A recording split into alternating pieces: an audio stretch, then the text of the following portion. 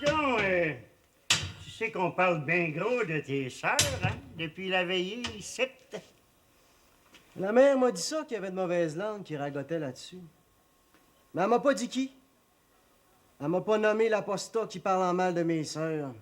Parce qu'elle sait, la mère, que si je savais son nom, ça prendrait pas Goutinette que j'y ferais ravaler son venin au serpent. Parler de mes sœurs comme des strolls. Faut avoir le cœur noir. Mais vous, mon oncle, vous avez pas idée de qui c'est qui pourrait raconter des abominations de même? Si je le savais, je te le dirais, mon neveu. Mais je le sais pas. Et dis donc, Valérien, là, son affaire, ça aboutit pas vite. T'as rien entendu dire, toi? Si vous voulez avoir des nouvelles, demandez donc à M. Lavoie. Hein? Le v'là. Ah! Ah, t'es là, toi? Qu'est-ce que tu viens raconter? Ben, t'es bien mal accommodant, Joseph Arthur. Vous me parlez de même. Moi, je viens voir comment va ton affaire, puis te remercier pour la réception. Ah, on a eu de tout en masse. On a manqué de rien. C'était un gros succès sans bon sens. Tu m'excuseras, hein, mais j'ai pas pu venir avant. Et dans tes relevois, comme on dirait? Ben, j'accepte tes félicitations. Tes compliments, ça se refuse pas. Surtout quand ils disent la vérité. Oh, j'ai eu des félicitations même de Québec. Le député m'a écrit pour me remercier. C'est bien pour dire, hein, dis donc? Ça fait que si t'as des affaires à raconter dans la paroisse, tu leur diras ça. Que le député, en personne, me remercie pour ce que j'ai fait pour mes concitoyens. Ouais, monsieur, mes concitoyens. Ça, Zidore, tu ne répéteras jamais trop.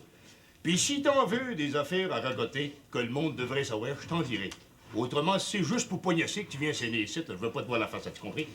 Moi, je demande pas mieux que de rendre service, surtout s'il s'agit du bien des concitoyens, hein, comme dit le député. Tiens, un corps qui est pas tout à fait mort. Tu boiras ça à ma santé. Hé! Bouillard, c'est du bon! Où c'est que tu prends ça, toi, Joseph Arthur? Ça, tu le sauras pas, mon homme. Puis tu fais mieux de garder tes questions pour les autres, si tu veux qu'on s'entende, toi puis moi. Ah, c'est bien correct, Joseph Arthur, j'ai compris. J'avais une question quand t'es arrivé, si tu y vois pas d'inconvénient. Je demandais à Lionel comment ça allait, l'affaire de Valérien. Puis va-t-il l'avoir, son pardon? Ça va faire bientôt un an là, que la guerre est finie, puis la paix est signée, qu'ils disent dans la Gazette, hein? Ben justement, j'ai affaire au curé pour y parler de ça. T'as raison, Zidore, ça traîne. Puis ce qui traîne se salit. Ben, parce que, des fois, on sait jamais. Tout à coup, il changerait d'idée. Où c'est que tu veux dire? J'ai entendu dire que le lieutenant, là, qui reste chez Notaire Fournier, là, que ta sœur Juliette est engagère, il aurait dit que les déserteurs, le gouvernement ferait mieux de les fusiller au lieu de leur pardonner. Ben oui, pour faire un bon exemple. Eh ben, c'était une idée à considérer, hein? Veut pas. Ah voyons donc, ça n'a pas de bon sens. Où c'est que t'as pris ça, toi, cette nouvelle-là? C'est-tu Juliette? Ah non, c'est pas Juliette. Non, j'ai entendu dire ça comme ça et... Ah, puis moi, je dirais plus rien. Rapport que je suis pas un ragoteux, moi. Salut, la compagnie. Il est en train de m'enfiroiper avec un autre de ses mensonges, lui, le beau Zidon? Ou bien donc, c'est dans le domaine du possible. C'est que t'en penses, toi, Lionel? Ah ben, pour ce qui est des gouvernements, je pourrais pas vous dire. Rapport qu'eux autres, je sais pas de quoi c'est qu'ils pensent. Mais pour mon oncle Zidore, ça, une menterie de plus ou de moins, ça y fait pas un pli, vous savez où. Ouais. Ah ben, je vais voir le curé. Puis toi, ça va bien? Ah, pour le voyagement, soir et matin, je suis bien content. Ça va juste t'installer une couchette ici, ça te fatigue trop de voyager. Tu monterais le dimanche seulement. Ouais. On va en parler à ta mère. Osana va comprendre. Oh, puis inquiète-toi pas, je vais lui dire que c'est mon idée.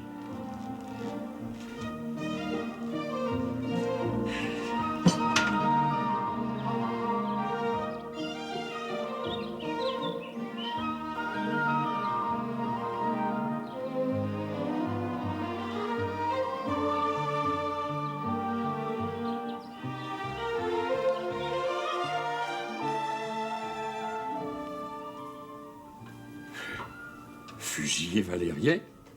Mais tu virais fou? Qui c'est qui t'a mis une pareille idée en tête? Ben, c'est Zidore Leclerc, le mari à Vaillance. Zidore Leclerc, c'est rien qu'un...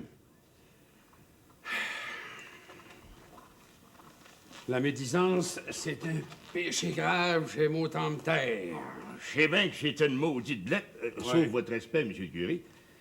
Mais il dit que c'est l'officier qui est en vacances chez le notaire Fournier qui aurait dit ça. Ben, si c'est vrai, lui, il devrait le savoir. Rapport que c'est un officier. Ah oui? Le lieutenant Savary? Hein? Voyons donc, je le connais depuis qu'il est haut de même. S'il a dit ça, on va le savoir. Je vais lui demander, ça me gêne pas d'y parler. C'est comme un fils. J'ai très bien connu son père. D'ailleurs, toi aussi, tu l'as connu dans l'affaire de Valérien, t'es venu avec moi. D'ailleurs, tu vas venir avec moi chez le notaire, comme ça, tu vas tout savoir en même temps que moi.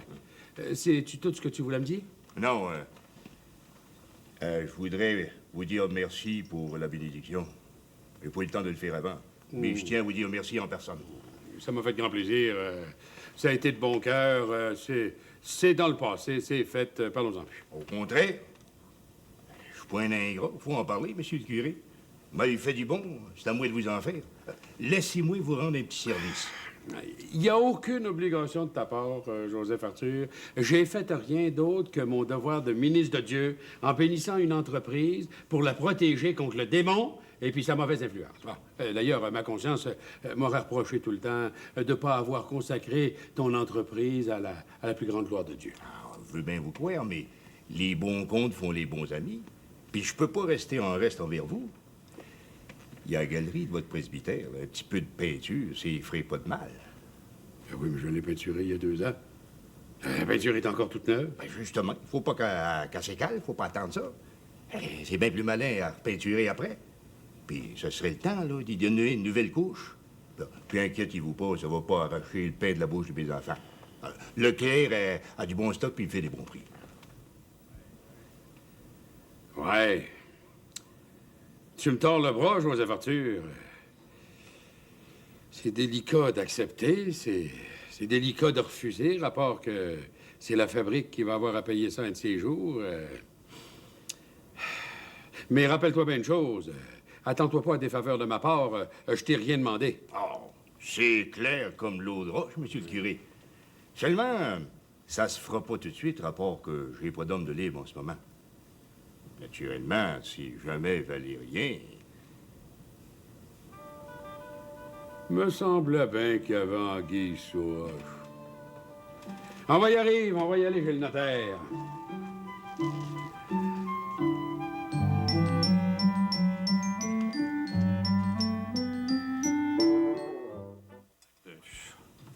Bon, on a du mal rapporter les paroles du lieutenant Savary. Fusiller les insoumis. C'est impensable politiquement, ça. Vous n'avez pas dit ça, mon cher Raoul. Je l'ai dit. Mais je n'ai pas dit que ça. La personne qui vous a rapporté mes paroles m'a mal compris. Ou alors elle a malicieusement oublié de les rapporter en entier.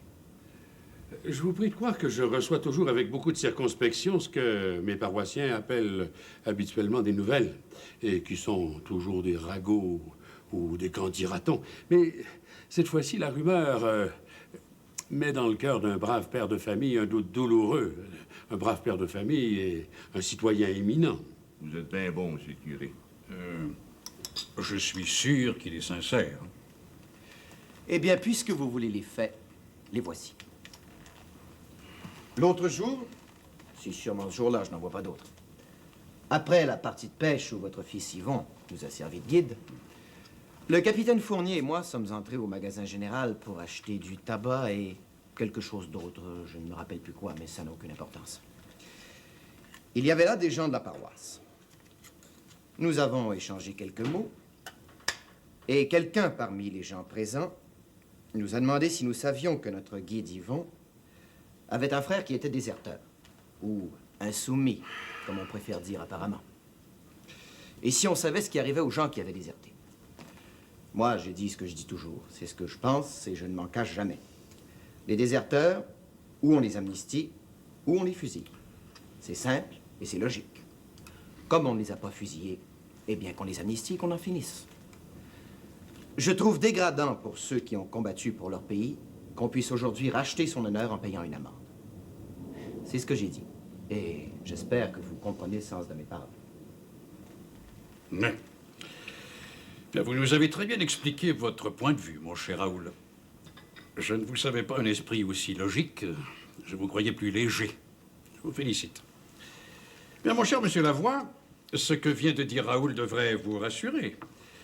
Puisqu'on n'a pas sévi assez rigoureusement pendant la guerre et que maintenant elle est finie, il semble qu'une amnistie soit de mise. Oui, mais quand? Ah, ça...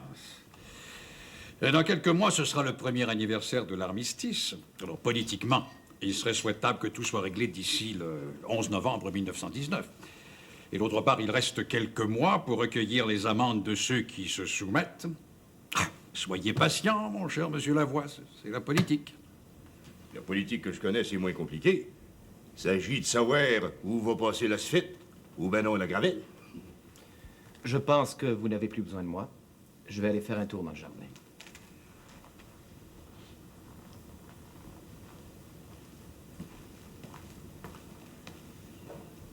Oui. Évidemment. J'avais jamais pensé à ça comme ça. Bien sûr, dans mon ministère, on est appelé plus souvent à pardonner qu'à châtier. Dieu merci.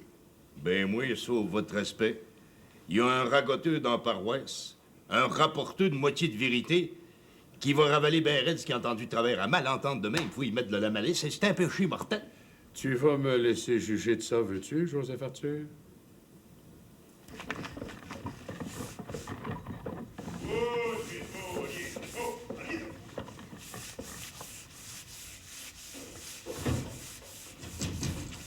Rosanna, es-tu là? Je suis là! T'as pas besoin de t'époumoner, je suis pas sourde. Avec un beau temps de même, on dirait que c'est noir comme chez le loup, chez vous. Laisse-moi entrer. Il faut que je te parle à propos de ton garçon, Lionel. Ah ben. Ça donne bien parce que moi et tout, sa mère, j'ai à te parler de lui rapport à des affaires. Tu vas pas me qui laisser vont- dehors comme un codin. Va pas te salir ton plancher, j'en ai vu d'autres. Ma défunte t'as bien fort sur le frottage et tout. Rien que ça. Un m'a t'ouvrir. Mais tu vas t'asseoir drette là sur le banc. Voilà pas. Puis enlève tes bottines, j'ai pas envie que tu pilasses à lui. Il fait beau sans bon sens. Il y a pas de boîte dehors. C'est sec comme un pet de sœur. Tes chaussons sont propres au moins, là. Ouais, on va dire que ça va faire. Tiens, assis-toi là.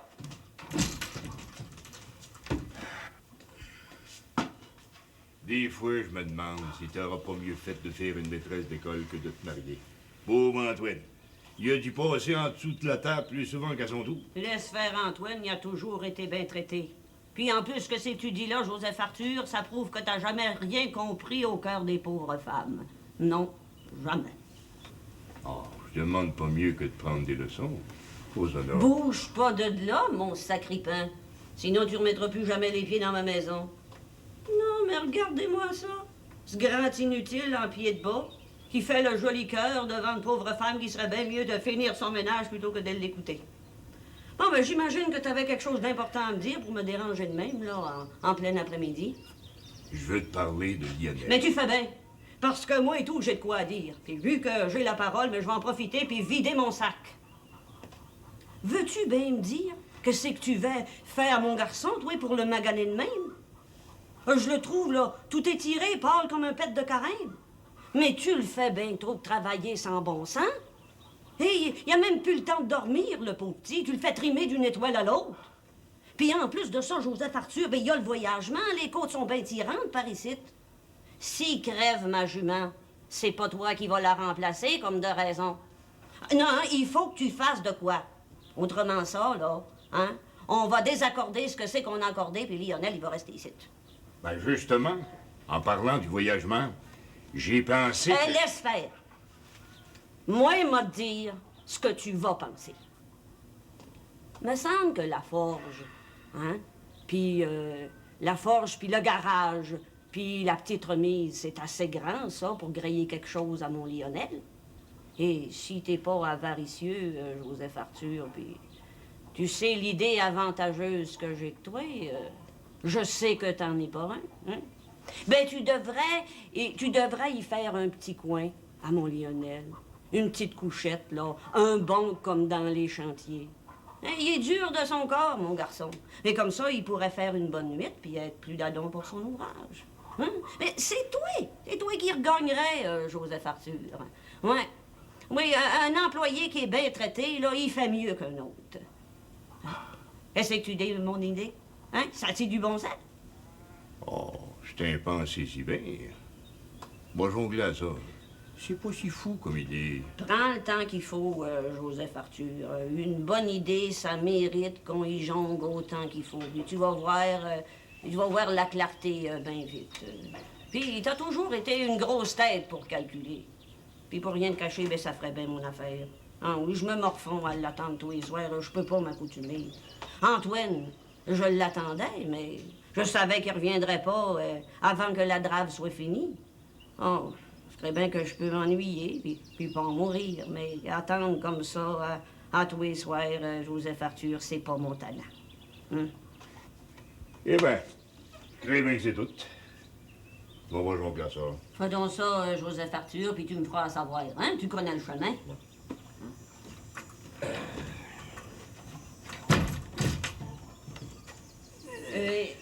Dis donc, toi, t'avais pas de quoi me dire rapport à Lionel? Tu t'en souviens plus? Ah, c'est bien que je m'en souviens plus. Bon, c'était pas bien important. C'était juste le plaisir de te voir, Rosanna. Juste ça. Ah, toi, t'es encore plus ratoureux que je pensais, mon sacripant! Je fis ensuite comme elle avait dit. Le vicaire vint, il confessa et communia ma mère. Elle n'eut point d'agonie. Sa vie en était une depuis si longtemps. Elle s'éteignit tranquillement, seule dans la chambre avec moi. Je veillais et je l'ensevelis, seule aussi dans la maison. Oh, c'est bien beau. Oh, mais moi, je trouve ça triste. Vous trouvez pas, vous-même, Fournier? Oh, c'est triste aussi, mais c'est tellement bien écrit. Et toi, ma belle, tu fais beaucoup de progrès. Tu lis beaucoup mieux. C'est une question de fréquence, tu sais. Plus on lit, mieux on lit. D'ailleurs, c'est pour amener les gens du peuple à lire davantage que M. Alphonse de Lamartine a écrit ce roman, Geneviève d'Histoire d'une servante. Et il le dit dans la préface. Tiens, écoute.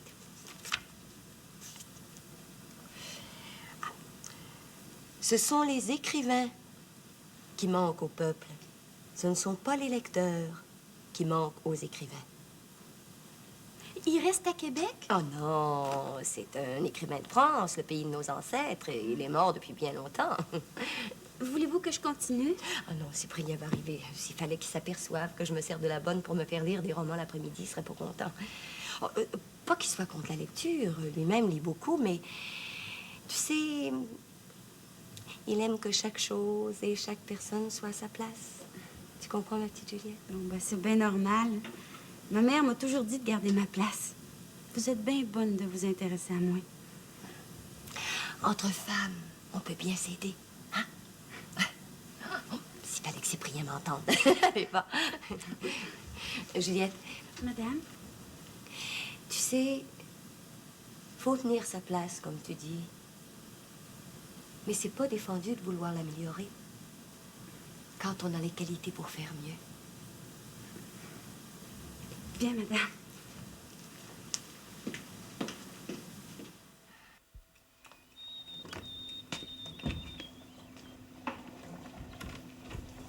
Là, tu vas être grillé jusqu'à demain, bien sûr.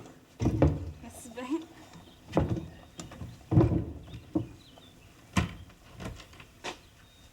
Quand est-ce qu'on veille ensemble?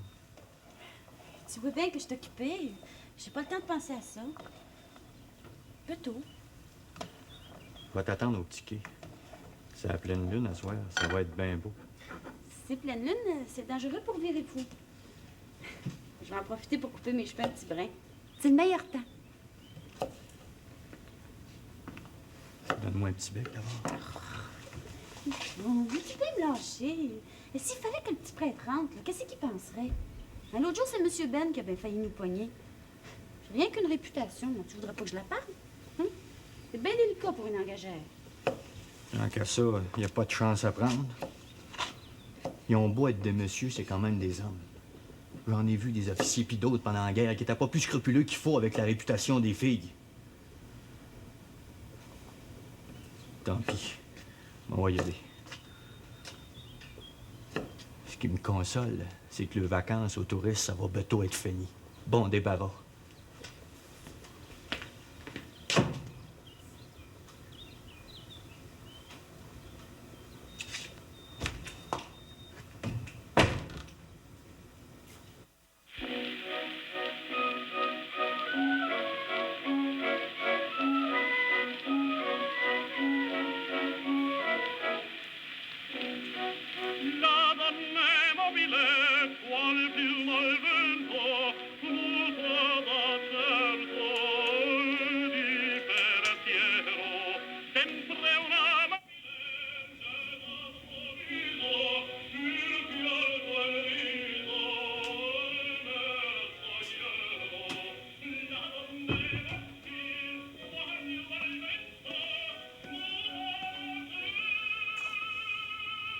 Je cherche du feu. Il y en a sa tablette sur le mur. Excusez-moi, j'ai les mains pleines.